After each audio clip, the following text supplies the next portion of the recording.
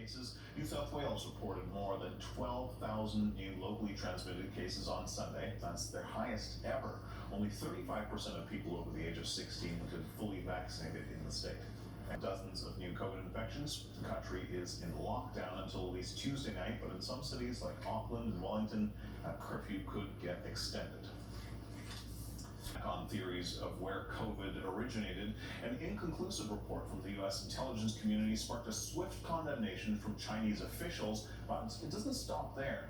CNN's David Culver has more on attempts by Chinese state media to twist the narrative on the pandemic. 出了情况不要慌，想想能给谁栽赃。 A constant barrage of digital articles with sarcastic cartoons, TV reports, documentaries, even a rap song. All of it part of an aggressive Chinese propaganda campaign aimed to sow doubt and deflect blame when it comes to the origins of COVID-19. CNN combing through months of online posts and publications. They reveal a seemingly coordinated effort pushed by state media and diplomats. Some of the stories appearing authentic and convincing, like the work of Wilson Edwards, whose online profile suggests he's a biologist from Switzerland. On July 24th, Edwards appeared to post a lengthy article slamming the World Health Organization for its COVID investigation, claiming the WHO advisory group succumbed to a political tool, a strikingly similar sentiment that's been shared repeatedly by Chinese officials. Look a bit closer and you'll find this was Wilson Edwards' first Facebook post, and he's only got 3 friends. Still, his article got picked up by Voice of South Pacific and shared more than 500 times. We found many of those reposting the article, apparent trolls pushing Beijing's agenda. A deeper dig into Voice of South Pacific finds that the publication is ultimately run by China News Service, a state-controlled news agency. Not surprising, Wilson's pro-China stance got plenty of play online in other state media outlets. That was until the neutral Swiss embassy in Beijing sent out this tweet on August 10th, looking for Wilson Edwards, hoping to find this biologist. No luck, it seemed, as the Embassy of Switzerland later concluded, he doesn't exist. If you exist, we would like to meet you, the embassy said.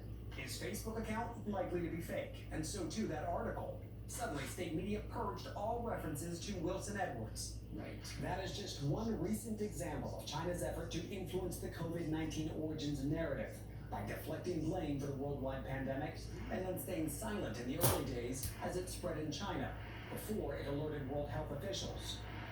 Other efforts include consistently rehashing old conspiracy theories, primarily that the virus started in a lab. No, not this lab, this one. Fort Detrick in the United States, the home of the U.S. Army's biological laboratory. Though there is no evidence the virus originated here, that has not stopped the Chinese from trying to push their version of a lab leak theory. The U.S. should invite WHO experts to investigate Fort Detrick. And people are getting the message, true or not. One conspiracy article picked up by state media Xinhua on July 30th alleged the virus leaked from Fort Detrick to Europe. It was viewed nearly 25 million times on Chinese site Weibo. A video made by a Chinese state media reporter appeared to show several satellite images of the US's biological labs, suggesting the virus, despite having first been detected in Wuhan, came from the US. The video getting nearly 200,000 views on Facebook, which happens to be blocked in China.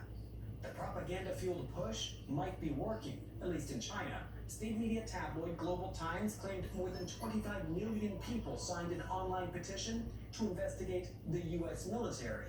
And just look at the spike in Fort Detrick interest on Chinese search engine Baidu.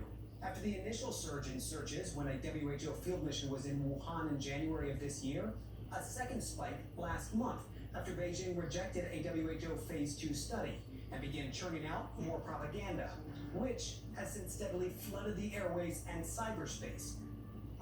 As President Biden's 90-day intelligence community review on the origins ends, its findings will likely only fuel the fiery war of words over who's to blame for nearly 4.4 million deaths.